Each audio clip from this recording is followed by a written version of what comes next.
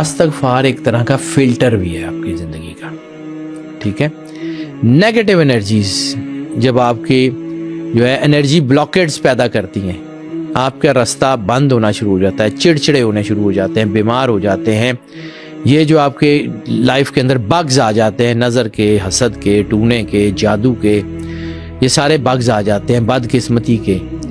تو یہ بگز جو ہیں یہ آپ کو چڑچڑا بھی کرتے ہیں, بیمار بھی کرتے ہیں, چیزیں الجھتی بھی ہیں, معاملات بھی الجھتے ہیں. ان سب کو جو ہے ہائی فریکوینسی, یا جیسے آپ پانی کو ایک بڑے پریشر میں مارتے ہیں گاڑیاں صاف ہو جاتی ہیں, بالکل اسی طرح جب آپ انرجی کو ایک بڑے پریشر میں مارتے ہیں تو آپ کے گناہ دھلنے شروع ہو جاتے ہیں. استغفار ایک طرح کا پریشر پمپ ہے.